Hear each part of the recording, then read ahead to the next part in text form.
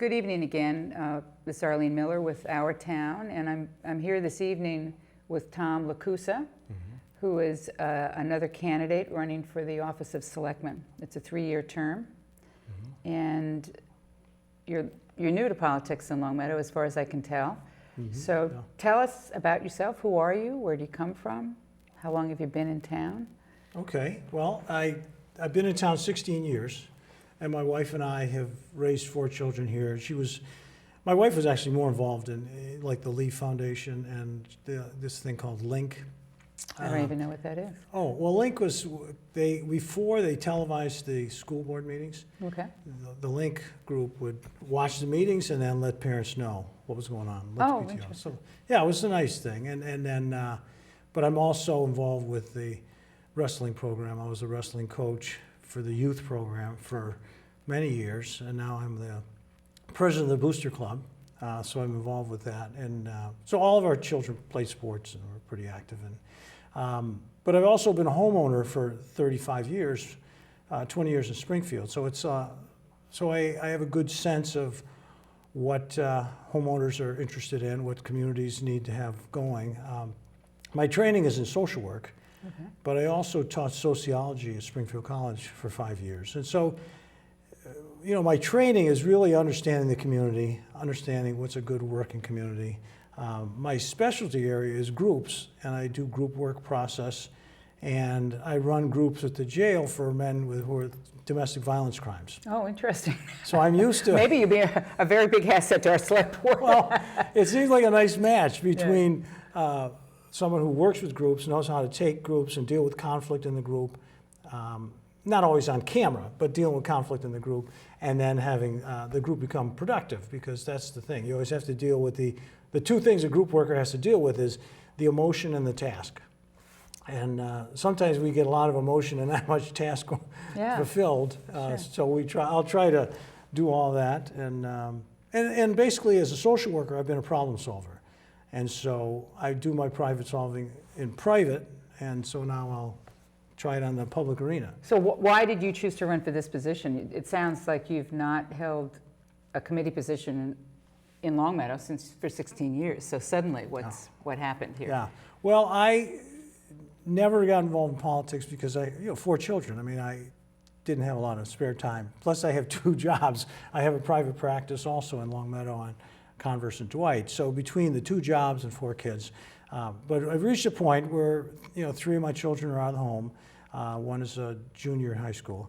So I really do have time. And so last year, I ran for the state senate, and I was one of the 5 candidates there because I was, ready to serve the community. It's certainly a big jump from being the wrestling coach to going to state senate. What was on your mind there? Well, like I say, I look at the community, and first of all, I thought it was important to have somebody in the race who has been a homeowner a long time, who would raise children through to their adulthood. I think that was important. Someone who really knew the community, because I've worked as a therapist. You get to know what's going on in the community. You see the backbone of a community. And, so I always say it's through the trash program that you get to know the backbone of the community, but you bring up a good point. Yeah. And again, in that race, I thought if I became a state senator, I really could do something about domestic violence, because I see family violence as the core of so many problems. Like one of the things that's coming up in town is the opioid abuse issue, and I would trace a lot of that back to looking at, what's really going on in that family, and is there violence? But of course, opioid abuse can bring around violent behavior, and also, so it's. But it's a challenge. But I mean, that's what it is. When you're a social worker, you take on a challenge, and this is a big challenge to run for office in town.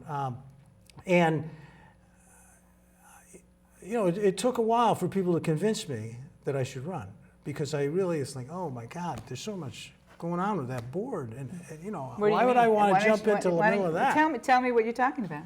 I mean, a lot of the people, some people feel that way, other people don't. Yeah. What's your sense about when I've been talking to people in the community, and I start saying, have you been watching the meetings? And I said, there's a little bit of conflict on there, and they go, you're singing to the choir, because I hear a lot of people who are recognizing it, and they think it isn't becoming of a town like Longmeadow to have that kind of discourse. So that kind of are you running in this race to become the social worker for the select board, or are you running in this race because you think you have something to contribute to the community as a decision maker? Well, as I've looked at the kind of issues that they deal with, that the select board deals with, I start to see issues where I can make a contribution, where I really have something to add in terms of my experience, because I've worked, in, private, nonprofit, for business. Why don't you elaborate? Where do you think you can make a contribution besides analyzing the select board? Okay, so whenever I've had a difficult time with politics and I've gotten involved, it's usually because I don't care for the process. There's something wrong in the process. Mm-hmm. They're not listening, they're not taking in all the information and using it effectively, and there's a communication breakdown, or things get pushed through because people have private agendas. And so those are the things that I really want to address, but as far as specific issues, there's things I'd like to see that would shape the community. I think we need to have like Long Meadow Days was a perfect example. Everyone was out in the community, getting together, meeting their neighbors. But a lot of times we have folks who don't even know their neighbors. When I was looking for help with the campaign, I said, well, why don't you go door to door? You get to meet all your neighbors, because people don't do that today. Well, some people do. Yeah, actually. in some neighborhoods, Sure, but not all sure, the neighborhoods. sure. So what's your, do you feel like you would have a huge learning curve? If you haven't been, typically when somebody comes to this position, when they're running for the select board, they've been on the planning board or the zoning board or the capital planning committee, like Richard had been on. So is there something in particular other than the dynamic on the select board that's got your interest, that you, like how would you handle hiring the new department heads, the DPW head, the fire chief and the police chief? Have you thought about that kind of thing? Well, or will you just be sort of, Well, have to figure out how to do this? Right, yeah. And that's, so for example, when I was at Springfield College, I had a couple of different experiences. One was I sat on a board of trustees for the Building and Grounds Committee, and so they made decisions about where the college was going to go, what was their master plan going to be, and which buildings should be dealt. And as a board, the president presents everything, and then you vote on it. And so that's the way the select board's supposed to work too. We have a strong town manager who's supposed to do all the research and present it, and then the board votes on it.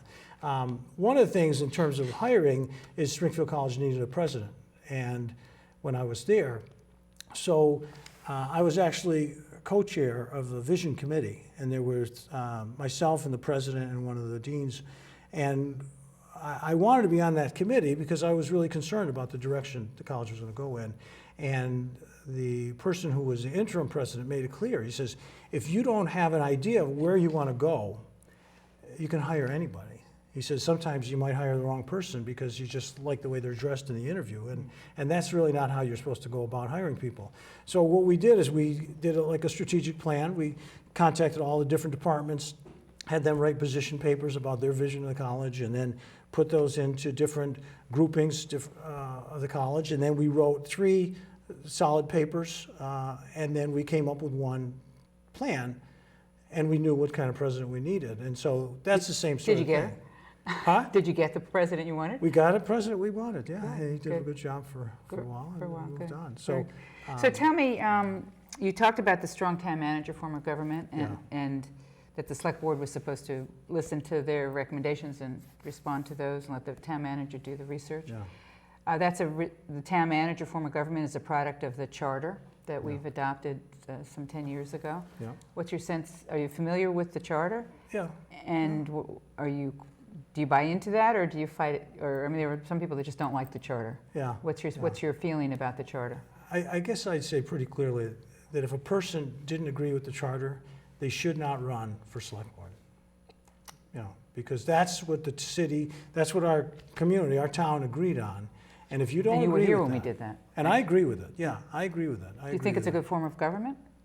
I think it hasn't really been effective here yet because of the way the board is. There's a transition, and that's one of the things you learn and when you work with groups is that you get these balance points. So we had this balance point with a 3-person board, Thank you. and then you change things, and then it wants to go back to that old balance point again. And, and I see that's what's happening, and if we don't change some membership in the board, we're going to keep swinging back. We're going to have frustrated town managers, and we're not going to really know if this is an effective approach. And that's the problem. And if someone thinks that we should have a mayoral form of government, they should not run. That's what I think. Interesting, very interesting. Okay, so let's talk a little bit about the town and about some of the various aspects of the community. For instance, the relationship between the select board and the school committee. Yeah. How do you feel that's going, and what would you do to contribute to, how would you handle that? Again, I'm running in partnership with Richard Foster, and he has opened up communication quite a bit, and he, and I think the proof is at the town meeting, when the board, when all of a sudden they're challenged with, well, we need to make a change in the budget for full-day kindergarten. Richard and Mark? pardon? Oh, go ahead. Oh yeah, well, in the school board, Oh. Both of the select board and the school board are on the same page, saying, not at this meeting, this isn't the right time. Right. So I think he's opened up that, and I think there should be an open. I was a former teacher, and so, I think it's important that we have good schools. I mean, that's why a lot of people come here, for good schools, and we have them. And now it's just fine tuning to make sure that they stay in that range. And I think we just have to have open communication, and we're headed in that direction. What's your sense about the infrastructure, the issues like of growth or lack thereof, the issues of open space? What do you think about the character of our community, and Yeah. what's important to you within the character of our community in terms of improving and or maintaining? Well, there's. I guess I would have to say that my first job out of college was teaching teenagers, and we did outdoor wilderness adventures. And so, I'm a kayaker, a rock climber, cave explorer, ice climbing. I'm going to go hiking on a glacier this summer. So I love the outdoors, and so protecting natural spaces is really important to me. But the other side is we have a problem to solve because the costs keep going up, and how is the town going to increase its revenue? So I think we need to have creative solutions and open up the dialogue. And now, for example, just in terms of green energy, this is not a town that has a lot of solar power. You don't see it. We have a lot of trees. We got a lot of trees. Yes. Yeah, we Yeah. do. We have a lot of trees. But I think that we have to look at if there's a way that people can add solar, and if people do home improvements, if we encourage home improvements, and people choose to do that, they increase the value of their home, their tax rate does go up. I'd like to see us look at if there's a possibility, maybe the legislation could help us find some way to not hit them all at once with a tax increase, but gradually do it. You mean if they do green improvements to their house? Well, green improvements, any kind of, reasonable home improvement, I think is going to expand our tax base Oh, I see. by selective people. Not everybody wants to increase their taxes.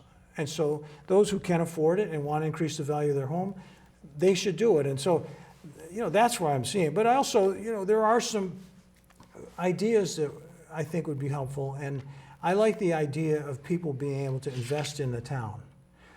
And so, How would that happen? so like if we were going to do a building project for new offices, there's some places in East Longmeadow they do this. They break it up into condominiums. Each business buys their own condominium. And so that way the person who lives in town is invested in the town. And then, Who owns the building? well, it would be a condo association, Yeah. and then you look at perhaps even elderly housing. We could have something where people would transfer if they moved out of their home and moved into a condominium complex in Longmeadow, that they would buy that piece of property. It could increase in value. It could also protect their assets because, home ownership is one way to protect your assets as you get older. I mean, so. So you're not a realtor? I'm not a realtor. No, But you're a I'm homeowner. far from being a realtor, Yeah. but I am very pragmatic, you know. And I haven't had to make payroll, but I have had to, do all my own billing and work with insurance companies and make tough decisions. I mean, I thought that I would have gone in the field of making money, but I found working with people was a lot more interesting and challenging, and money, I don't have a lot of interest in it. Local government's interesting. A lot of people say, well, it should be like a business. Other people say, there's restrictions and laws that govern the way we can hire and fire. There's restrictions and laws about the unions and paying prevailing wage and all that stuff that tweak and influence the way our budget is impacted. Right. So is this stuff you're familiar with, or is this a part of the learning curve? Well, when I was in Springfield for a while, I was the interim director of YMCA studies. And so I was the direct liaison between Springfield College and YMCA. Mm-hmm. And one of the things I learned was interesting is the YMCA for a while would hire people with their MBA, because they said, here we are, we have all these things. We have a swimming pool, we have gyms, we have all this, and they wanted MBAs. But what they found was that wasn't really what the YMCA was about. And so then they started to hire people who would work their way through the organization, and they found those were the people who really understood the community and cared about the community. And so, I look at issues like this and I say, we need someone who's been in this community, raised children in this community, and understands the families and the struggles they go through for the whole age range, from birth to death, and be prepared to address those ideas. As a sociologist and a social worker, I understand, we study all these different populations, because you never know who's going to walk in your office. And you can't be there not knowing the issues of a person who's a senior, and then not understand teenagers. And you have to be prepared for all. And so, but I guess I would just say that I've always been very business-minded and interested in getting that balance, making good decisions. I was involved in politics when I was younger, and in high school and in college, and every year the sophomore class used to lose money on their concert, and when I was there, we kept working on it. We had John Sebastian came in for a concert. We made all tons of money, and so it's really about making the right decision, and making sure you get enough people's input so you really know how things are going to turn out. We have to look at the past and say, how does the past, is that going to reflect this decision, influence this decision? And what's going to happen down the road? If we make this decision, is it going to affect seniors who want to go to Florida in the winter and feel like, they're not getting a good deal from the town, and maybe they should just move there?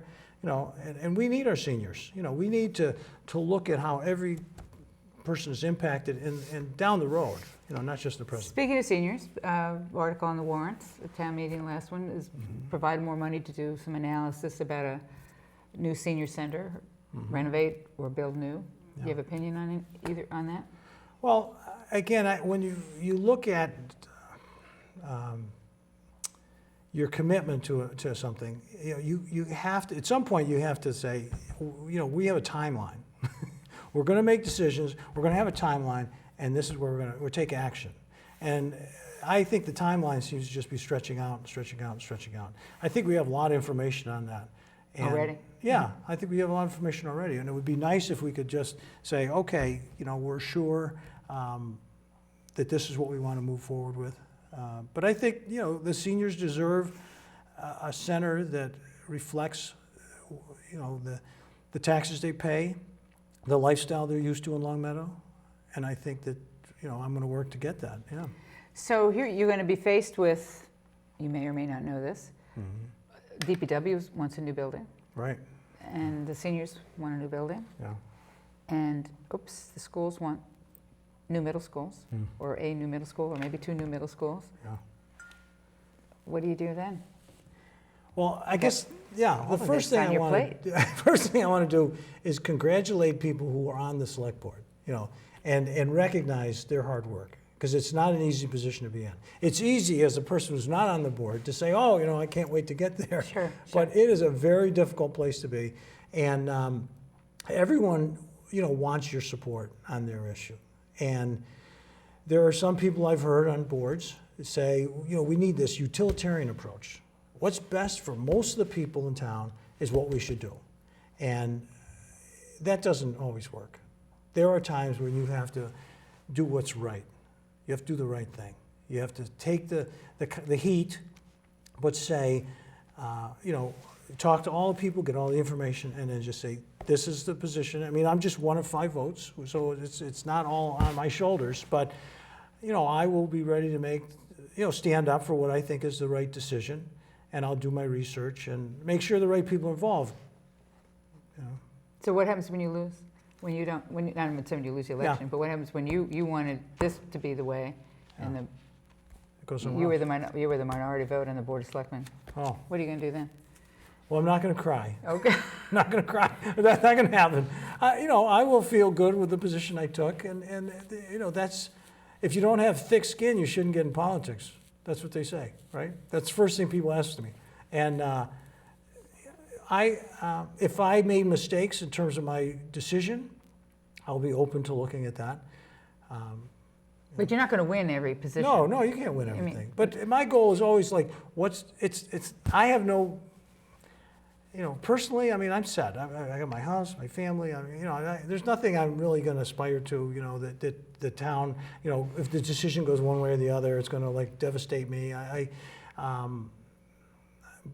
You know, I like to make the best decision. I like to be involved in, and so if the other people on the board couldn't convince me that this was a good idea, then I would just have to say, I'm sticking with my vote. I don't have any choice other than to stick with it, Right. and yeah, hold on to the reality that we can't get them all right, or maybe they aren't right. Sometimes things get voted in that aren't correct, and Sure. you know. So you think you're a good team player? I mean, Yeah. you have 5 people on the board, and you've said that they don't Yeah. work well together. You think you're going to be a good team player? Well, I listen. I'm responsive.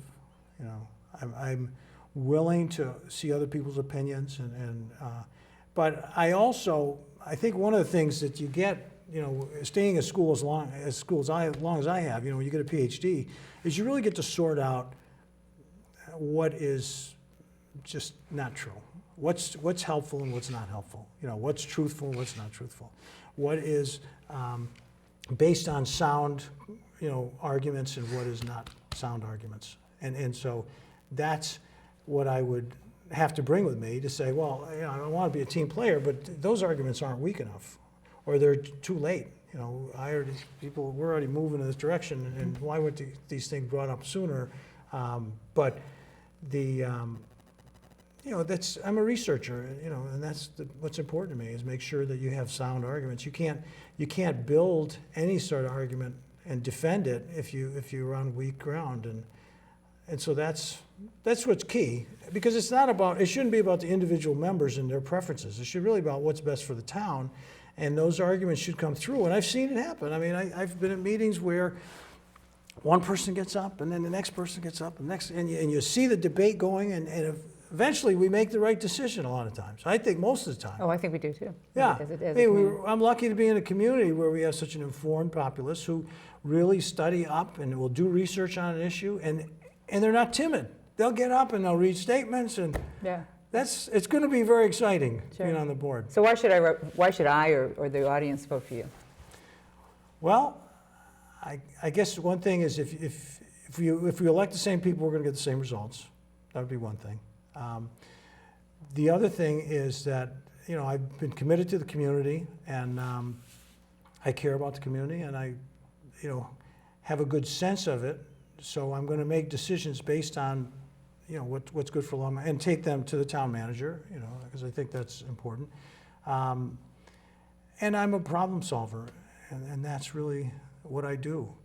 That's what I've been doing for a long time. You know, I deal with people who don't really like to solve some of the problems, and there's a lot of conflict in the process, but that's what I'm used to. But we eventually get to a point where people understand this is the crux of the problem, And these are all the emotions behind it, and this is our task, and bring them together to make good decisions for the town.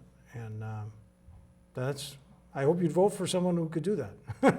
Well, thank you for your time. Thank you for being willing to do this interview. I think it's very important to bring all of the candidates before the public so that they have an informed decision before they vote on June 9th. And I can't explain that date enough or say that date enough. It's absolutely critical that people participate. There's very important positions that will be decided at that election on June 9th. 2 positions on the select board, 2 positions on the school committee, and those are our chief elected bodies that spend our tax dollars. So it's very important. So on behalf of myself and the Long Meadow Cable TV, I want to thank you for your time. All right. And we'll be doing another candidate after you. And thank you to the audience for watching. Well, I'd like to thank you and congratulate you on being the Long Meadow Citizen of the Year. Well, thank you very much. Thank you.